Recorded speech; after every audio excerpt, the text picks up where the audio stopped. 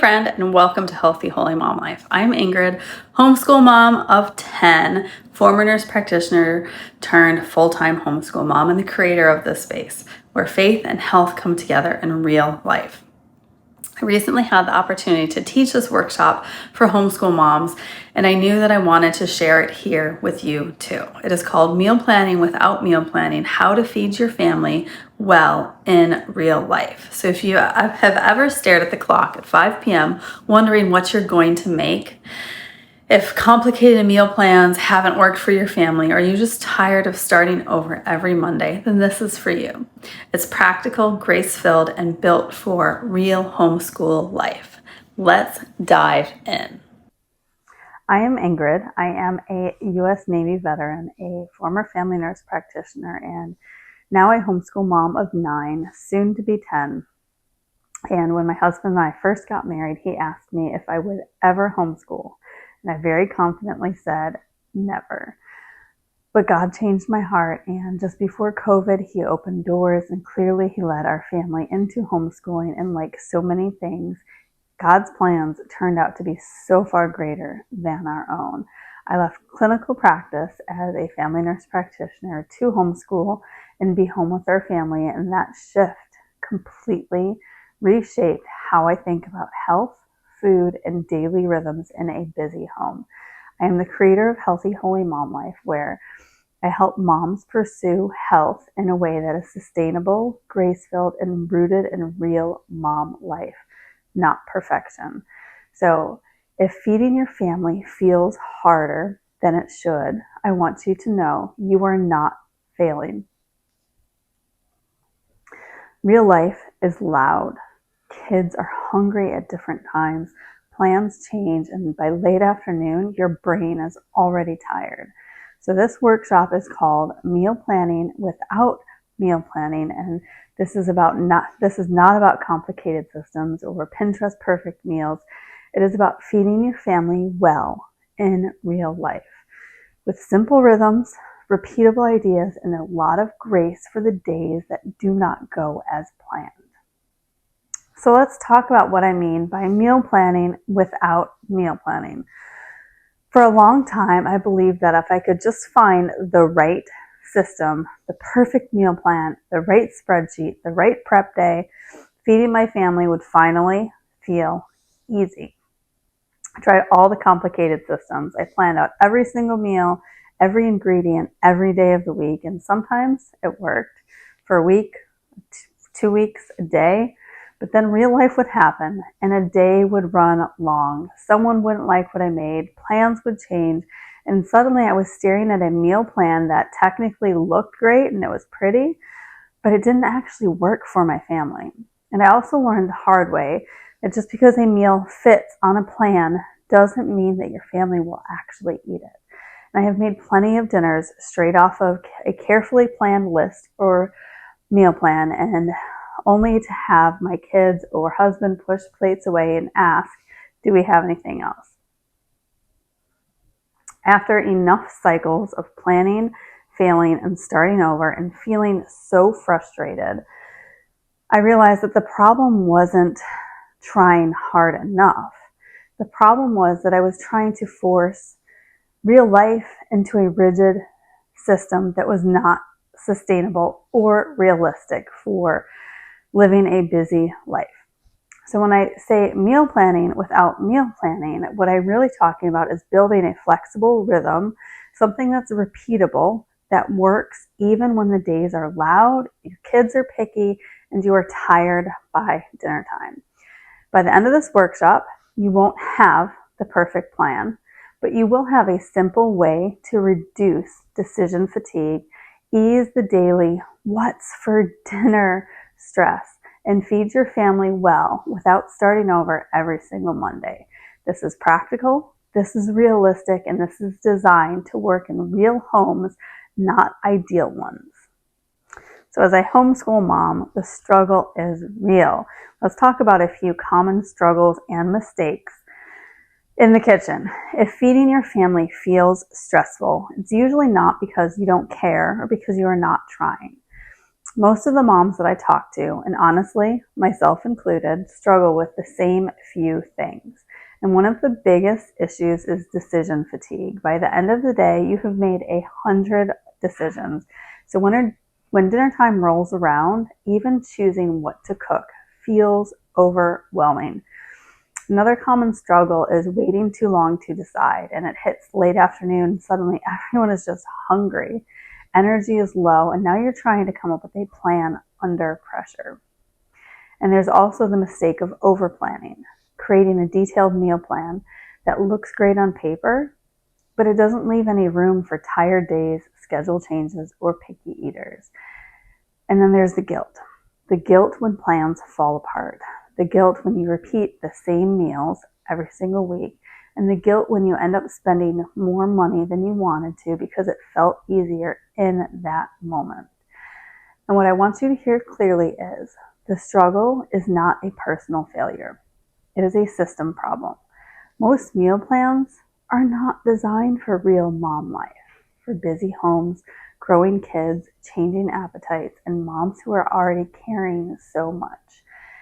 And that's why today we're going to focus on something simpler and something that supports you instead of making you feel behind. So, takeaway number one, I don't cook dinner every single night, and that is on purpose. Before we talk about recipes, grocery lists, I want to start with the biggest shift that changed everything for me. I stopped trying to cook a brand new dinner every single night. In our home, I intentionally plan to cook 3 to 4 big dinners a week. And I want you to hear that clearly. Hear this clearly. That is enough. And one of the reasons meal planning feels so exhausting is because most plans assume that you will start from scratch 7 days in a row. Real life doesn't work that way. Energy, schedules, appetites change constantly. So if you're taking notes, write this down. Dinner does not need to be reinvented daily to be nourishing or healthy.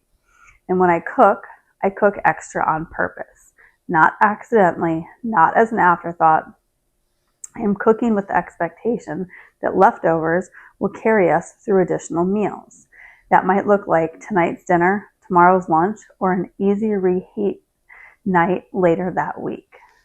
And this is what I mean when I say plan meals and not days. Now let's talk about some grocery shopping because this is where a lot of the stress actually starts. I don't grocery shop based off of long lists of recipes. I grocery shop based on proteins. And if you want something practical to write down, here it is. Choose 3 to 4 dinner proteins each week. That's it. For me, it usually looks like chicken, ground beef, meatballs, or eggs. Once I've decided what proteins we're going to use for the week, then the rest of it just becomes flexible. I can turn some of those proteins into multiple meals without any extra planning. And this also allows me to shop in a way that actually supports our life. I mostly order groceries online, pickup or delivery, because it saves time and it keeps me focused. I'm not wandering the aisles trying to chase kids, remember what sounded good earlier in the week, and get everything in that moment. I can plan it out and shop more smartly when I'm using an app to do it online or with pickup. Another helpful question that I ask myself before ordering groceries is this: how many times do I realistically want to cook this week? And depending on our schedule will depend on how many dinners I'm going to plan on cooking. If the answer is 3, then I only plan on cooking for 3 nights and everything else comes from leftovers or simple meals or backup meals. And this approach gives you margin. It reduces decision fatigue and it keeps you from feeling like you're constantly behind. So here are your concrete takeaways from this section. Decide how many nights you're going to cook, not how many you should cook. Choose 3 to 4 proteins to anchor your dinners to. Cook extras on purpose. Let leftovers carry part of the load. And this is not lowering your standards. It's creating a system that actually supports you and your family. Takeaway number 2. Leftovers and backup meals are the plan. Now that you know that I only cook 3 to 4 big dinners a week, the natural next question is, what about the rest of the time? And this is where a lot of moms still feel anxious because there isn't a written out plan for every single night. And it feels like you're setting yourself up to fail. But here's the truth that I want to normalize. Every week needs built-in flexibility. In our home, leftovers and backup meals, they're not a last resort. They are the plan. If you're taking notes, write this down. A good plan assumes that some days will fall apart. Mom life is real life. Real mom life. Days fall apart. Nothing ever goes as planned.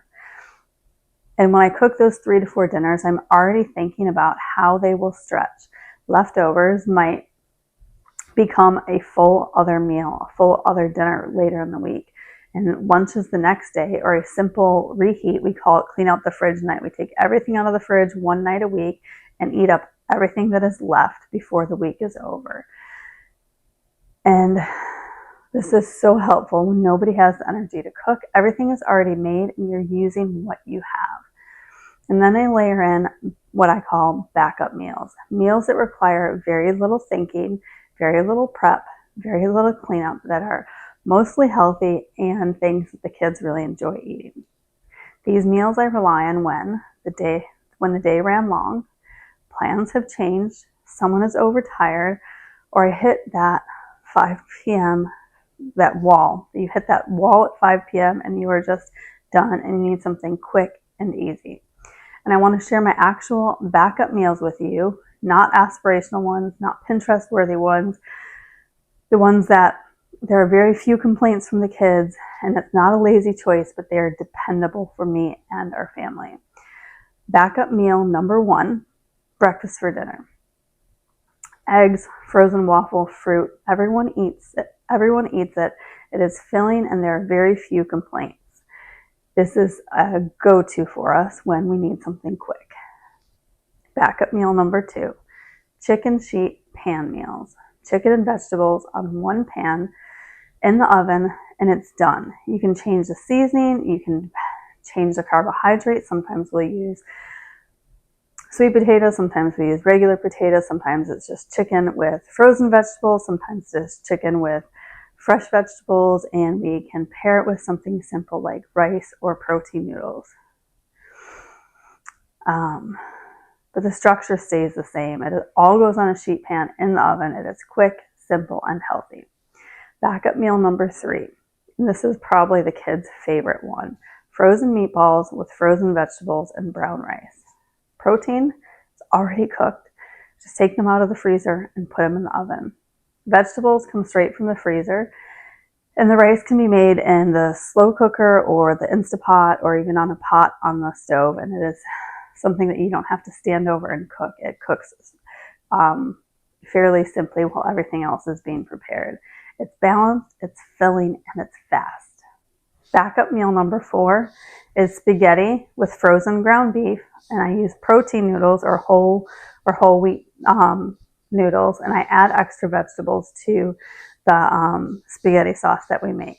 It's familiar, it feeds the crowd, and it stretches well for leftovers. And with leftover spaghetti, the kids love making something called spaghetti tacos. We just heat up the spaghetti, put it in a crunchy taco shell. They think it is literally the greatest thing ever.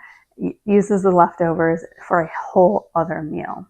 And that's only if the spaghetti lasts long enough to get to spaghetti for tacos, because most of the time they eat it for lunch so fast that there's not always enough for a whole other dinner.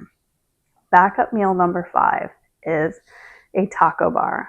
Ground meat, ground beef, ground chicken, tortillas, rice. Everyone builds their own. They can make tacos, they can make a taco bowl, they can make a taco salad, and with it easily becoming a taco salad for anyone that wants it, it's really something that I enjoy, especially because I like making salads to go along with our dinners. If you're writing this down, here's your takeaway. You don't need endless ideas. You need a short list that you trust and is dependable and something that you and your kids can enjoy together. I recommend that you choose 3 to 5 backup meals that your family already eats. And this keeps the ingredient, and just keep those ingredients on hand for those meals regularly. Keep them well stocked so you always have those backup meals to fall back on. And this is also where shopping off what you have becomes so helpful. Before I place my grocery order, I quickly check what proteins are in the freezer, what frozen vegetables do we have, what pantry staples are already there. And I'm not starting from scratch every single week. I'm filling the gaps by getting only what we need and not what I would before grab and panic mode, just get everything to make sure I had anything. This way I am actually working off of a plan without it being too structured or too rigid. So here are some key points to take away from this section. Leftovers are intentional, not accidental. Backup meals prevent stress and overspending. A short, repeatable list works better than an endless variety. And planning for chaos is wisdom, not failure. When you expect real life to happen, you will stop feeling like you're constantly behind. And that's where peace starts to come back into your kitchen. Takeaway number 3, keep breakfast and lunch simple on purpose. As homeschool moms, we're not just worried about dinner. We have a full day of food. Breakfast, lunch, snacks, dinner, everything. So let's talk about breakfast and lunch, because this is where a lot of moms are quietly exhausted. Many of us don't realize how much mental energy we will spend trying to make every meal thoughtful, balanced, and different. And when you're feeding multiple kids at different ages and stages, especially if you have food allergies thrown in there like we do, we have a dairy restriction for one of our kiddos, and we have one that can't have corn, nuts, or eggs. So I'm working with not only preferences, but allergies too. The pressure multiplies so quickly. And one of the most freeing decisions that we made in our home was this. Breakfast and lunch are intentionally simple, so dinner doesn't feel overwhelming. If you're taking notes, write this down. Not every meal needs the same level of effort. In our home, most mornings, breakfast is something that we call DIY, and that's by design. The kids learn early how to make their own eggs, toast, frozen waffles, oatmeal.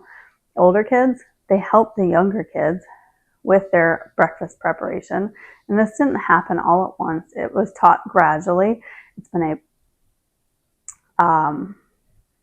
a work in progress to get here, but we work on one skill at a time and work as a team for breakfast. And that's important to say out loud, that you're not expecting independence overnight. It's about building it slowly and teaching. And isn't that one of the beautiful things about homeschooling, is that everything becomes a lesson. We're teaching them how to be responsible adults from a young age, with things like being able to function in the kitchen and prepare food and be responsible for learning the food groups and how to make these choices on their own. And then 1 or 2 days a week, we will make a larger breakfast for everyone. And the rest of the time, breakfast does not depend on everyone depending on me doing everything. And that protects my energy for the rest of the day. And then lunch, we follow a very similar pattern. Lunch in our home is not a creative endeavor. It is a rhythm. Most days, lunch is leftovers from dinner, sandwiches, soup, wraps, and the kids all are very opinionated about what they want, and they don't all have to eat the same foods. They can be able to pick and choose the foods that they want in their own lunch. And it is pretty interesting to see their different food choices each day. The structure stays the same, even if the ingredients change. And this consistency matters because it removes decision fatigue from me and from them. No one is standing in the kitchen wondering what's allowed or what's available. We already know the options. And this is also where making things visible becomes incredibly important. In our home, we do use the skylight calendar, where we keep recipes, grocery lists, and meal ideas in one place where everyone can see them. Instead of me carrying out all of that information in my head, it's external on the calendar. And it does 2 things. It reduces my mental load, and it allows the rest of the family to participate.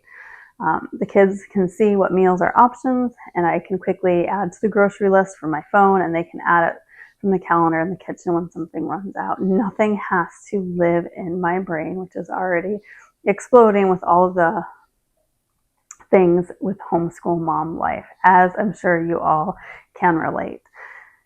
If you don't use a skylight, the principle still applies. You can write it down, post it somewhere, have a regular calendar on the wall where you can make food decisions visible.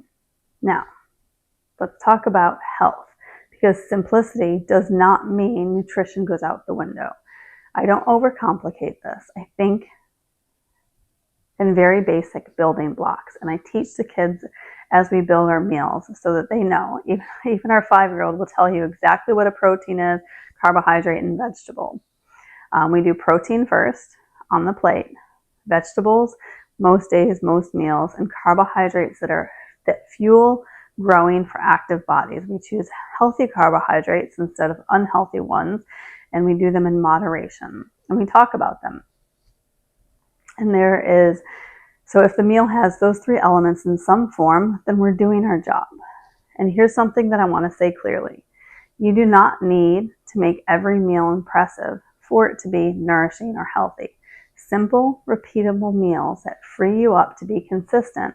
And consistency matters far more than a variety when you're feeding a family over years, not weeks. When breakfast and lunch are predictable, you stop feeling like you are behind before the day even starts. You are supported by the rhythms that you have built into your home and your kitchen. Takeaway number 4. One small prep that helps everything. Let's talk about the big salad. I want to share one small habit that supports almost everything that we have talked about so far. And it's something that your whole family can participate in. Each week, most weeks, not every single week, but each week I prep one large salad base. If you're taking notes, you can write this down. Prep once and benefit all week. This is not a solo task. It's not complicated, and it's something that we often do together throughout the day. I usually handle the lettuce, washing and cutting the lettuce, and I will assign one vegetable per child. One might chop carrots, another bell peppers, another cucumber, and everyone has a job that matches their age and ability. Vegetables like bell peppers, carrots, celery, and onion, they all go into the main salad because they hold up well throughout the week. So we make one big salad and put it in the fridge, and we can just take salad out throughout the week. And then anything that's wetter, like cucumbers, tomatoes, black olives, that kind of stuff that has a lot of moisture, goes into separate containers. So they're still available, they're still prepped and ready to go in the fridge. They're just not in a big salad container. And that keeps the salad fresh much longer. And it will stay fresh this way for at least 6 to 7 days. And it makes it easier to mix and match throughout the week. If you are taking notes, here's a very helpful tip. Dry vegetables together, wet vegetables separate. And this one salad prep becomes a support for multiple meals. Taco night can easily turn into a taco salad. Sheet pan dinners can easily be paired with a salad. Leftover protein thrown onto the salad becomes a quick, balanced lunch. And what I love so much about this rhythm is that it removes friction. When vegetables are already washed, chopped, and then choosing them becomes easy. It's not another decision at the end of the day. And when everything is ready to go, it makes it easier for the kids to be able to choose them as well. It also teaches kids important life skills. They're learning how to prepare food, how to work together, and how to contribute to the family in a meaningful way. We are a team and we work in the kitchen together. It is not my full responsibility. It is our family's responsibility to be in the kitchen and helping to serve each other. And I want to be clear about this. This isn't about perfection or doing it every single week perfectly. It's a tool. When it happens, it supports us. And when it doesn't, nothing is broken. That's okay too. So if you're looking for one small habit to try after this workshop, let it be this. Prep one large salad base, involve your kids where you can, and let the one container of salad quietly support your meals all week long. Takeaway number 5, our 5th and final takeaway for this teaching session. What I do at 5 p.m. when I am stuck. Because even with all of these rhythms in place, there are still days when I find myself standing in the kitchen, 5 o'clock, staring at the stove, feeling completely stuck. The 2-year-old is crying, the 5-year-old is whining, the 7 and 10-year-old are fighting, and I know that I need to have dinner on the table in 15 minutes. And I want to say this clearly before we go any further. That moment does not mean that the system failed. It means that you're human. And when that happens, I don't try to push through or start over. I simplify it. If you're taking notes, you can write this down. When my brain is done, I stop thinking and I start using tools that I have available to me. And one of the tools that I will use regularly when I'm stuck like this is ChatGPT. Not to replace cooking, but to remove the pressure to be creative when I'm already tired and my brain just doesn't want to work anymore. So I'm going to tell you how exactly I use it in this moment that makes meals efficient and helpful. First, I take inventory. I walk into the pantry, take a quick look in the fridge. I just look at what is available, needs to be used first, and look to see what protein I have, what vegetables are available, and what carb is easy right now. And then I give ChatGPT the information that I have, the protein, vegetables, and carbohydrates I want to use, and how much I want to use for each one of them and how many people I am feeding. If you have something concrete to write down, here are the actual prompts. I'm going to give you the prompts that I give to ChatGPT to give me a meal when I need something super quick. Prompt number 1 is super basic. I have chicken, frozen broccoli, rice, tortillas. Give me 10 simple dinner ideas. This gives you options, not a plan, which is exactly what you need at 5 o'clock. It will give me a list of 10 things that I can make with those items, and then I pick one and it gives me the recipe. Prompt number 2, this is fast and simple. I need a dinner using chicken, broccoli, rice, whatever it is I have that takes 20 minutes or less. Give me 10 ideas. And I let it give me 10 ideas of meals that I can make in under 20 minutes with what I have. Prompt number 3, 1 pan or 1 pot. I need a dinner using these ingredients that I can cook in 1 pot, and let it give me a certain number of ideas that I can use with what I have on hand in 1 pot, which minimizes the cooking and the cleanup. Prompt number 4, family friendly. Give me family friendly dinner ideas with my list of ingredients. Sometimes I'll even include the food allergies that we're working with so I can make sure that I don't have to make anything separate for those kids. Prompt number 5, health focused but realistic. ChatGPT, give me a balanced dinner idea with protein, vegetables, and carbohydrates using, and then I'll list off the ingredients that I have and want to use for that evening. And what I love about this is that it doesn't ask me to do more. It helps me work with what I have available, and it gives me the recipes so quickly that it just takes the moment of panic and exhaustion and simplifies it in under 2 minutes for me. And I want to say this clearly because moms feel hesitant about using tools like this. Using support is not cheating. We use tools to manage schedules, finances, schoolwork. Using a tool like this to help feed your family is just simply wise. It is working smarter and not harder. And honestly, sometimes using ChatGPT in this way, the result is using one of our backup meals because those are the ingredients that I have available. And sometimes it ends up being leftovers. Sometimes it's the simplest version of a dinner, and that is more than enough. The goal at 5 o'clock is not creativity or perfection. The goal is to feed your family without carrying unnecessary stress. So if you find yourself stuck this week, remember this. You don't need a new system. You don't need to start over. You just need help, and it is okay to accept it. Before we close this session, I want to leave you with one clear, practical action step, something that you can actually do and feel the difference right away. Sometime in the next day or 2, I want you to sit down and set a 10-minute timer on your phone. Not an hour, not a planning session, just 10 minutes. When the timer starts, you're going to do 3 things. When the timer ends, you stop. When the timer starts, you're going to first decide how many nights this week you're going to cook. 3 or 4 is enough. Not aiming for perfect 7 nights of meals. You're aiming for something sustainable. Second, you're going to choose your proteins that are going to carry you through those dinners. Chicken, ground beef, meatballs, eggs, pork, similar, familiar, flexible. Third, you're going to choose one backup meal for your family to use on the nights that you don't cook. 1 is enough to start. Just choose one backup meal that you're going to start keeping on hand. This is your permission to slip on the hard days. And when the timer goes off, stop. You're done. You don't need to map out every meal or fill in every single day. And this one reset removes a huge amount of pressure because it gives you fewer dinner decisions, built-in flexibility, and a clear fallback when things fall apart. Because as homeschool moms who live real life, we know things will fall apart. And most moms feel immediate relief after doing this. Not because dinner is suddenly perfect, but because expectations are made to be realistic.